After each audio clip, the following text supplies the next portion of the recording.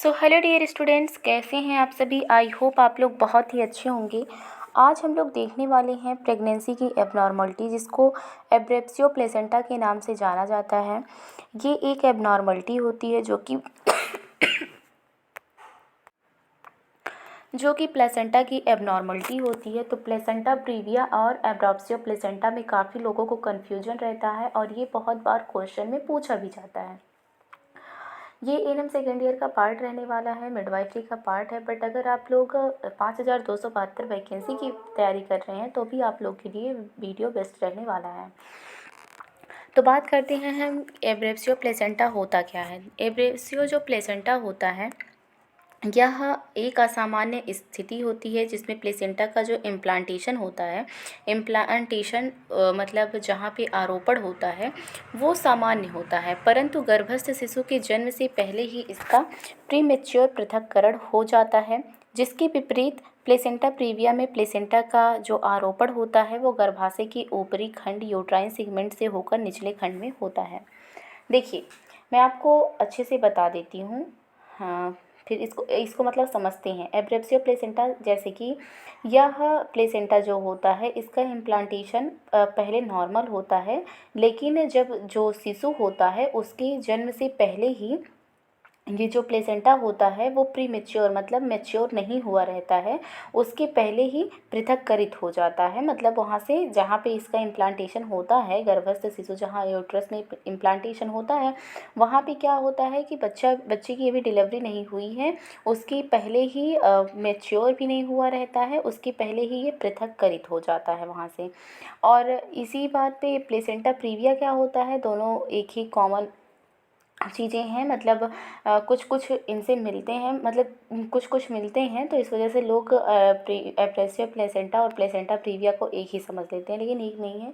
इसके क्वेश्चन भी अलग अलग होते हैं, ठीक है। क्वेश्चन के आंसर इसके अलग अलग होते हैं, कहने का मतलब इसके ये विपरीत होता है। जो प्रीमेच्योर प्रीविया में प्लेसेंटा का आरोपण गर्भाशय की ऊपरी खंड अपर यूट्राइन सेगमेंट में ना होकर निचले खंड में। जैसे कि देखिए, क्या होता है कि जो प्लेसेंटा होता है वो अपर सेगमेंट में, यूट्रस की अपर सेगमेंट में स्थित होता है, लेकिन जब प्लेसेंटा प्रीविया की कंडीशन आती है तो वो अपर में ना होकर नीचे में आ जाता है, यूट्राइन सेगमेंट में आ जाता है। और क्या होता है, सर्विक्स का कभी कभी जब कंप्लीट प्लेसेंटा प्रीविया होता है तो वो सर्विक्स को पूरा ढक लेता है, जिसकी वजह से बच्चा जो है वो बाहर नहीं आ पाता है। तो प्लेसेंटा प्रीविया में भी बहुत कंडीशन होती है, जैसे कि ये 4 टाइप के होते हैं। मार्जिनल हो गए, कंप्लीट हो गए, इनकम्प्लीट हो गए, पार्शियल हो गए। तो ये प्लेसेंटा प्रीविया के टाइप्स है कुछ। जैसे कि कंप्लीट में क्या होता है कि पूरे सर्विक्स का मुंह ढक लेता है, मार्जिनल में थोड़ा सा ढकता है। तो इस तरीके से होता है, ठीक है। लेकिन हम लोग पढ़ रहे हैं क्या, एब्रेप्सियो प्लेसेंटा के, तो इसके बारे में अच्छे से जानकारी लेते हैं। देखो, एब्रेप्सियो प्लेसेंटा जो होता है वो प्रसव पूर्व रक्तस्राव के लगभग 35% केसेस के जिम्मेदार होता है। 150 डिलीवरी में से लगभग एक केस में एब्रेप्सियो प्लेसेंटा जो होता है वो पाया जाता है। मतलब अगर 150 की डिलीवरी हो रही है तो उसमें से एक न एक डिलीवरी ऐसी होगी जो कि एब्रेप्सियो प्लेसेंटा होने के चांसेस रहते हैं। इसके कारण की बात करें कि कारण क्या होता है, किस वजह से ये होता है, तो एब्रेप्सियो प्लेसेंटा का एग्जैक्ट कारण अज्ञात है, संभावित कारण निम्न हो सकते हैं। मतलब एग्जैक्ट कारण इसका अभी भी नहीं पता है। हाँ, इसके कुछ संभावित कारण हैं, उनको जान लेते हैं कि कौन कौन से संभावित कारण हो सकते हैं। देखिए, वीडियो को लास्ट तक देखिएगा तभी सारी चीज़ें समझ में आएंगी। अगर हो सके तो वीडियो के स्पीड को आप बढ़ा भी सकते हैं, 2 पे करके देखिए, लेकिन कंप्लीट वीडियो को देखने की कोशिश करिए। नोट्स अगर आपको चाहिए तो मैं टेलीग्राम पे सेंड कर दूँगी, और नहीं तो आप खुद से भी ऐसे लिख सकते हैं। ट्रॉमा, तो ट्रॉमा के कारण प्लेसेंटा का प्रीमेच्योर पृथक्करण होकर ब्लीडिंग हो सकती है। ट्रॉमा निम्न कारण से हो सकते हैं। ट्रॉमा क्या होता है, ट्रॉमा मतलब चोट लग जाना। तो चोट जब लग जाती है तो उसके कारण भी ये चीज़ें हो सकती हैं। अच्छा, ट्रॉमा होता कैसे है, तो जैसे कि आप सीढ़ियों से चढ़ रहे हैं या फिर कहीं भी जा रहे हैं और गिर गए ना, तो उसकी वजह से भी हो सकता है। एब्डोमेन पर किसी वस्तु का प्रहार, जैसे कि एब्डोमेन पर अगर आपकी किसी वस्तु का प्रहार या फिर गिर गया कोई या फिर कोई मार दिया तो भी ट्रॉमा हो सकता है। ट्रॉमा मतलब चोट लगना। सड़क दुर्घटना में आप जा रहे हैं तभी कहा जाता है कि प्रेगनेंसी के दौरान बहुत ज़्यादा यात्राएं नहीं करनी चाहिए। सड़क दुर्घटना में भी ऐसे हो सकता है। अधिक बल लगाकर एक्सटर्नल सिफेलिक वर्जन का प्रयास करना, अधिक बल लगाकर जो सिफेलिक है उसको निकालने की कोशिश करना, उसकी वजह से भी हो सकता है। एमनियोसेंटेसिस के दौरान सुई द्वारा पंक्चर, मतलब एमनियोसेंटेसिस जान लेते हैं क्या होता है। इसमें क्या होता है ना कि जो कि आपकी नाभि होती है वहाँ से एक इंजेक्शन को चुभाया जाता है अंदर। वो एमनियोटिक फ्लूइड रहता है, जो यूट्रस के अंदर एमनियोटिक फ्लूइड रहता है, वहाँ से लिया जाता है एमनियोटिक फ्लूइड को थोड़ा सा, और उससे देखा जाता है कि कोई एबनॉर्मलिटी तो नहीं है बच्चे के अंदर एमनियोटिक फ्लूइड के थ्रू। जैसे आपने एमनियोटिक फ्लूइड को पढ़ा ही होगा कि इसका कलर सुनहरा हो तो ये हो जाएगा, ग्रीनिश हो तो ये हो जाएगा, रेड हो तो हेमरेज की कंडीशन को दिखाता है। तो वही एमनियोसेंटेसिस होता है। तो अगर उसके दौरान सुई को चुभाया जा रहा है और कहीं भी एरिया में पंचर हो गया तो उसकी वजह से भी एब्रेप्सिया प्लेसेंटा होने के कारण रहते हैं। वहीं बात करें कि एमनियोटिक फ्लूइड का तेज़ी से बाहर निकल जाना, अगर एमनियोटिक फ्लूइड जो रहता है वो बहुत ज़्यादा तेज़ी से, बहुत ज़्यादा रफ्तार से बाहर निकलता है तो भी ये कंडीशन देखी जाती है। झिल्लियों का प्रीमेच्योर अवस्था में ही फट जाना, मतलब झिल्लियाँ जो होती हैं वो पूरे अच्छे तरीके से मैच्योर नहीं रहती हैं, उसके पहले ही जब ये फट जाती हैं तो उसकी वजह से भी ये चीज़ें होती हैं। गर्भाशयी आयतन का अचानक तेज़ हो जाना ऐसे निम्न कारणों से हो सकता है। जैसे ये यूट्राइन वैल्यूम जो होते हैं वो अचानक से क्या होते हैं कि उनका वैल्यूम अचानक से बढ़ जाना या घट जाना, इन सब की वजह से ही होता है। अब देखो, ट्विन प्रेगनेंसी के दौरान प्रथम शिशु के जन्म के बाद अगर किसी माँ ने ट्विन प्रेगनेंसी मतलब 2 बच्चे को जन्म दिया है, उसके बाद फिर वो बेबी को कंसीव करती है तो उसमें भी ये कारण देखे जाते हैं कि एब्रेप्सिया प्लेसेंटा होने के कारण हो सकते हैं। जोखिम युक्त कारक क्या है? जोखिम युक्त मतलब क्या होता है, कॉम्प्लिकेशन इसकी क्या क्या हो सकती हैं जिसको हम रिस्क फैक्टर के नाम से जानते हैं। तो देखिए, हाइपरटेंशन, गर्भावस्था के दौरान हाइपरटेंशन जो होता है वो एब्रेप्सिया प्लेसेंटा का सबसे प्रमुख रिस्क फैक्टर होता है। अब क्यों होता है, आप लोग कहेंगे हाइपरटेंशन क्यों अब एब्रेप्सिया प्लेसेंटा का सबसे प्रमुख रिस्क फैक्टर है? देखिए, हाइपरटेंशन होगा तो एडिमा होगा, प्रोटीन यूरिया होगा, जिसकी वजह से एक्लेम्सिया की कंडीशन हो जाएगी, और एक्लेम्सिया की कंडीशन हो गई तो भाई बहुत ज़्यादा खतरनाक हो जाती है स्थिति। तो इस वजह से इसमें रिस्क फैक्टर हाइपरटेंशन है। ब्लड डिसऑर्डर जैसे कि ब्लड क्लॉटिंग डिसऑर्डर जैसे कि थ्रोम्बोफीलिया अगर हुआ है तो इसमें भी ब्लड क्लॉट नहीं होता, इसकी वजह से ये रिस्क फैक्टर हो सकता है। गर्भावस्था के दौरान अल्कोहल या कोकन का सेवन, इसीलिए कहा जाता है जो भी प्रेगनेंसी कंसीव करती हैं महिलाएं उनको ये सिगरेट वगैरह, स्मोकिंग वगैरह नहीं करनी चाहिए, और वैसे भी महिलाओं को नहीं करनी चाहिए स्मोकिंग वगैरह। अगर वो बच्चे को, एक हेल्दी बच्चे को जन्म देना चाहती हैं तो उनको ये सब चीज़ें नहीं करनी चाहिए। नेक्स्ट क्या है कि महिला की वर्ष 35 वर्ष से अधिक हो। देखिए, अब आप लोग सोचेंगे कि 35 वर्ष से अधिक तो बहुत सारी महिलाएं होती हैं जो बेबी कंसीव करती हैं। तो देखिए क्या होता है ना कि पहला जो बच्चा होता है वो 35 वर्ष के बाद नहीं होना चाहिए। वैसे दूसरा तीसरा बच्चा 35 वर्ष के बाद हो तो फिर कोई दिक्कत नहीं होती, लेकिन अगर फर्स्ट बेबी है वो 35 वर्ष में हो रहा है तो वहाँ कॉम्प्लिकेशन ज़्यादा बढ़ जाता है।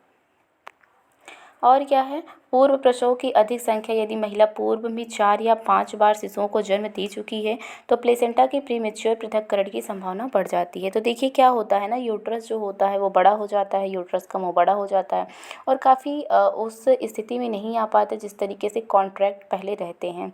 तो अगर 4-5 बच्चे को जन्म दे चुकी है तो उसमें भी ये कंडीशन देखी जाती है।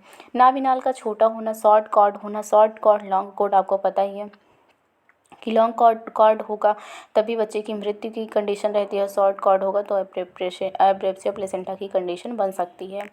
यूट्राइन फाइब्राइड, यूट्राइन में फाइब्राइड्स हो जाना, यूट्रस में फाइब्राइड्स हो जाना जिसको गांठें कहते हैं, तो उसकी वजह से भी ये चीज़ें हो सकती हैं। फॉलिक एसिड, विटामिन B2 की कमी हो जाती है तो भी ये कॉम्प्लिकेशन देखने को मिलता है। कमज़ोर सामाजिक एवं आर्थिक स्तर, देखिए कमज़ोर आर्थिक स्थिति जो है ना वो हर एक चीज़ों पे हमारे असर डालती है। माँ को अच्छे तरीके से खाने के लिए नहीं मिलता है तो एनीमिया की भी कंडीशन हो सकती है। तो जो कमज़ोर सामाजिक एवं आर्थिक स्थिति है ये मेन कारण नहीं हम कह सकते हैं कि मेन जोखिम कारक है, ये तो सब में ही हो सकता है। हिस्ट्री ऑफ एब्रेप्सिया प्लेसेंटा, अगर पहले से ही किसी महिला को एब्रेप्सिया प्लेसेंटा हुआ है तो इस बार भी होने के चांसेस रहते हैं। अच्छा, बात कर लेते हैं एब्रेप्सिया प्लेसेंटा के प्रकार कितने होते हैं। तो इसके एब्रेप्सिया प्लेसेंटा के प्रकार काफ़ी इंपॉर्टेंट हैं, आपको याद करके जाना है। अगर आप लोग वैकेंसी का एग्ज़ाम दे रहे हैं या फिर आप सेकेंड ईयर में हैं, तो भी आप लोगों के लिए काफ़ी इंपॉर्टेंट है। तो एब्रेप्सिया जो प्लेसेंटा होता है ना, वो 3 प्रकार का होता है। कितने प्रकार का होता है? 3 प्रकार का होता है। एक रिवेल्ड टाइप होता है, एक कंसील्ड टाइप होता है, एक मिक्स टाइप होता है। रिवेल्ड मतलब व्यक्त तरीके, और कंसील्ड मतलब अव्यक्त तरीके, और मिक्स टाइप मतलब मिश्रित तरीके हो सकते हैं। अच्छा, अभी को हम देख लेते हैं कि क्या कैसे होता है। देखिए, जो रिवेल्ड टाइप होता है ना, रिवेल्ड टाइप जिसको हम व्यक्त कहते हैं, तो यह एब्रेप्सिया प्लेसेंटा का सबसे कॉमन टाइप है। इसमें प्लेसेंटा के प्रीमेच्योर स्टेम्पेशन के बाद ब्लड जो होता है वो वेजाइना से होता हुआ बाहर निकल जाता है। क्या होता है, देखिए, एब्रेप्सिया प्लेसेंटा का अगर सबसे कॉमन टाइप पूछे, most common type of abruptio placenta, तो उसमें आपको लगवाना है रिवेल्ड टाइप। रिवेल्ड टाइप जो होता है सबसे कॉमन टाइप होता है। इसमें जो प्लेसेंटा होता है वो प्री मेच्योर होने के बाद, मतलब पूरे तरीके से मेच्योर नहीं हुआ रहता है। उसके पहले क्या होता है कि वेजाइना से ब्लीडिंग होने लगती है, जिसके थ्रू ये बाहर निकलने लगता है। क्लिनिकल मैनिफेस्टेशन की बात करें, मतलब क्या इसके लक्षण हैं, तो एब्रेप्सिया प्लेसेंटा के रिवेल्ड टाइप तथा मिक्स टाइप के में सामान्यता पाई जाती है। मतलब एक ही जैसे जिसे उसमें क्लिनिकल लक्षण हैं, वैसे इसमें भी क्लिनिकल लक्षण होते हैं। अगर हम करें बात रिवेल्ड टाइप में, तो रिवेल्ड टाइप में क्या होता है, देखिए, रिवेल्ड टाइप में महिला की असामान्य स्थिति में परिवर्तन ब्लीडिंग की मात्रा के अनुसार ही होता है, और पेट में बहुत ज़्यादा दर्द होता है, वेजाइनल ब्लीडिंग होती है, एचबी लेवल जो होता है वो कम हो जाता है, एनीमिया की कंडीशन हो जाती है, प्लेलर स्किन हो जाती है, स्किन का कलर भी चेंज हो जाता है, और क्या होता है कि शॉक मतलब झटका लगना, शॉक की कंडीशन हो जाती है, प्रोटीन यूरिया में बहुत ज़्यादा प्रोटीन की मात्रा बढ़ जाती है, प्री एक्लेम्सिया होने लगता है। प्री एक्लेम्सिया में आपको पता है कि प्रोटीन यूरिया, हाइपरटेंशन, ये सब चीज़ें हो जाती हैं। तो प्री एक्लेम्सिया अगर हो जाएगा तो एक्लेम्सिया की कंडीशन भी बन सकती है। ये सब चीज़ें होती हैं। फीटल हार्ट साउंड जो होता है वो उपस्थित रहता है, उसमें कोई घबराने की बात नहीं है। Clotting time, the fibrinogen level अधिकांश केसेस समान होते हैं, क्लॉटिंग फैक्टर भी जो होता है वो भी समान होता है। अब मिक्स टाइप में देख लेते हैं, मिक्स टाइप में कौन से कारण होते हैं, क्या क्या चीज़ें लक्षण दिखती हैं। तो तेज एवं लगातार पेट में दर्द होता है, बहुत ज़्यादा असहनीय दर्द होता है, वेजाइना से इसमें भी ब्लीडिंग होती है, एचबी लेवल तथा एनीमिया की उपस्थिति।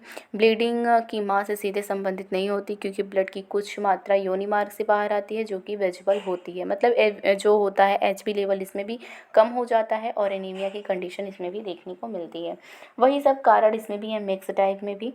तो एब्रेप्सिया प्लेसेंटा का क्लिनिकल वर्गीकरण की हम बात कर लेते हैं, ठीक है।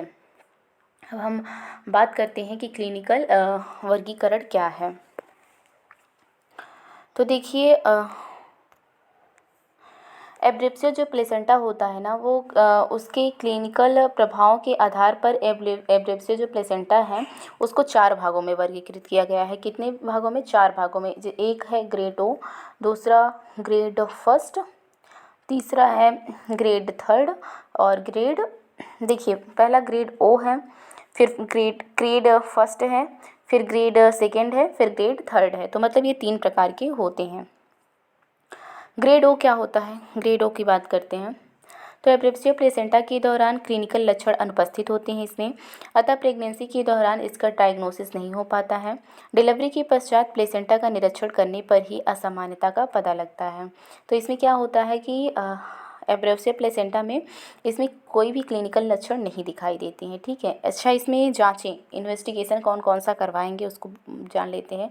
तो अल्ट्रासोनोग्राफी करवाएंगे, कंप्लीट ब्लड काउंट सीबीसी करवाएंगे, फीटल की मॉनिटरिंग कैसी है उसको देखते हैं, फाइब्रोनेजन लेवल को देखते हैं, एब्डोमिनल एग्जामिनेशन को देखते हैं, एक्सेसिव ब्लीडिंग को देखते हैं, क्लोज्ड मतलब सर्विक्स का जो है वो क्लोज्ड है या नहीं, इन सब चीज़ों को भी देखते हैं। बीमारी का देर से डायग्नोस होना तथा देर से ही उपचार होना, इन सब को देखते हैं। कंसील्ड हार्मोन हैमरेज की उपस्थिति, अगर किसी भी हैमरेज की उपस्थिति है उसको देखते हैं। सीवियर एब्रेप्सिया प्लेसेंटा की उपस्थिति तो नहीं है, मतलब ये जो प्लेसेंटा एब्रेप्सिया प्लेसेंटा है इसकी कंडीशन बहुत ज़्यादा सीवियर तो नहीं है, इसको भी देखते हैं, सब कुछ इसमें देखते हैं। अच्छा, अब बात करते हैं कि कॉम्प्लिकेशन मतलब जटिलताएं क्या क्या हो सकती हैं। इसमें जटिलताओं की बात करें तो शॉक, अधिक रक्तस्राव के कारण महिला शॉक में जा सकती है। अगर बहुत ज़्यादा रक्तस्राव हो रहा है तो इसमें महिला क्या होता है कि शॉक में चली जाती है। इसमें फीटल डेथ भी हो सकता है महिला का। गर्भाशय की एटोनिसिटी के कारण क्या होता है कि प्रसव पश्चात रक्तस्राव की जो संभावनाएं हैं वो भी बढ़ जाती हैं। ओलिगोयूरिया अथवा एन्यूरिया की उपस्थिति, मतलब ओलिगोयूरिया मतलब होता है बहुत कम यूरिन का पास आउट होना, 400 ml से कम, और एन्यूरिया मतलब यूरिन बन ही नहीं रहा है, आ ही नहीं रहा है। गर्भवती माता की मृत्यु भी हो सकती है अत्यधिक ब्लीडिंग के कारण, मतलब इसमें गर्भवती महिला की मृत्यु भी हो सकती है अगर कंडीशन बहुत ज़्यादा क्रिटिकल हो गई तो ग्रेड ओ में होता है। प्रिवेंशन क्या करेंगे कि प्रेगनेंसी के दौरान हमें क्या करना है कि महिला को अल्कोहल, कोकेन आदि देने से बचाना है। नशीली वस्तुओं का प्रयोग ये बोलना है कि नहीं करना है। प्रेगनेंसी के दौरान हाइपरटेंशन की रोकथाम करनी चाहिए। इससे संबंधित विकार जैसे कि एक्लेम्सिया, प्री एक्लेम्सिया आदि का शुरुआती स्तर में ही इसका इलाज हो जाता है। उचित उपचार प्रारंभ कर देना चाहिए। एमनियोसेंटोसिस के दौरान निडल पंचर सावधानी पूर्वक तथा अल्ट्रासाउंड की मार्गदर्शन से ही करना चाहिए।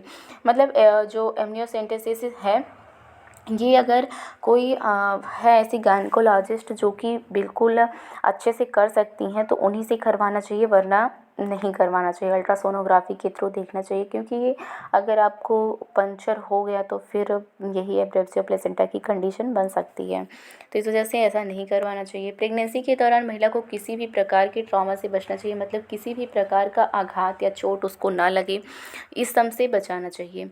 अब मैनेजमेंट की बात करते हैं कि हम मैनेजमेंट क्या करेंगे। तो इसमें देखिए, गर्भवती महिला को उसकी स्वयं की तथा उसकी गर्भस्थ शिशु की जान बचाने एवं स्वास्थ्य की रक्षा करने हेतु तुरंत अस्पताल में भर्ती कर देना चाहिए। मैनेजमेंट में आपको तुरंत हॉस्पिटल में भर्ती करना है और महिला से हिस्ट्री लेना है कि उसके परिजनों से गर्भावस्था संबंधी जितने भी विकार हैं, ब्लीडिंग हैं, इन सब की जानकारी को आपको लेना है। महिला का परीक्षण आप क्या क्या करेंगे, तो महिला का परीक्षण की बात करें तो वाइटल साइन को आप एसेस करेंगे। वाइटल साइन आप सबसे पहले देखा जाता है वाइटल साइन को, उसके बाद ब्लीडिंग की मात्रा को असेसमेंट करना चाहिए।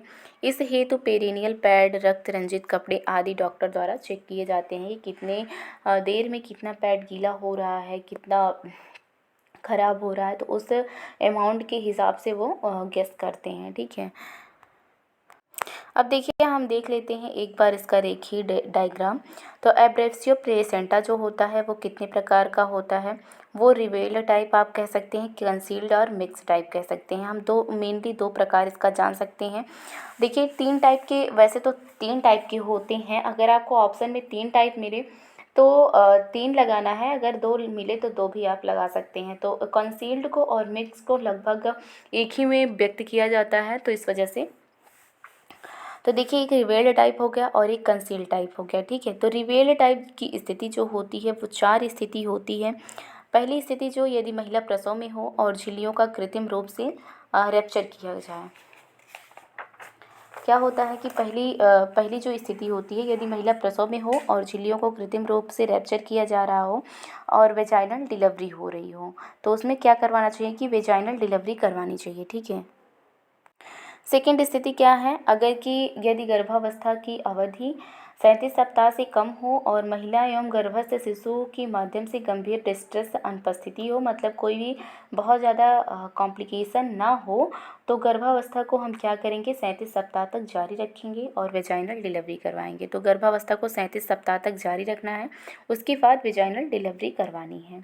स्थिति थर्ड की बात करें कि अगर यदि गर्भावस्था की अवधि 37 सप्ताह से कम हो तथा महिला एवं गर्भस्थ शिशु के माध्यम से गंभीर ब्लीडिंग हो रही हो, अगर बहुत ज़्यादा गंभीर ब्लीडिंग हो रही हो तो क्या करना है कि ऑक्सीटोसिन ड्रिथ, मतलब ऑक्सीटोसिन का जो ऑक्सीटोसिन देना है और वेजाइनल डिलीवरी करवानी है। स्थिति 4 की बात करें कि स्थिति 4 में क्या हो अगर, जैसे कि यदि प्रसव प्रक्रिया प्रारंभ नहीं हुई है परंतु गर्भावस्था की अवधि 37 सप्ताह से अधिक हो गई है, तो क्या करना है कि झिल्लियों का कृत्रिम रूप से रैप्चर करना है और ऑक्सीटोसिन ड्रिप देना है, उसके बाद वेजाइना से डिलीवरी करवा देनी है। ये चीज़ें मैनेजमेंट में होता है। अब कंसील्ड और मिक्स की बात करते हैं कि अगर कंसील्ड और मिक्स है तो उसमें कौन कौन सी चीज़ें देखी जाती हैं। तो कंसील्ड और मिक्स टाइप में झिल्लियों का कृत्रिम रूप से रैप्चर करना है, आवश्यकता अनुसार ऑक्सीटोसिन देना है। प्रसव प्रक्रिया में संतुष्टि अगर प्रगति है तो योनि मार्ग से डिलीवरी करवाएं, मतलब वेजाइना के थ्रू डिलीवरी करवाएं अगर ये देख रहे हैं कि प्रसव जो प्रक्रिया है वो नॉर्मली चल रही है।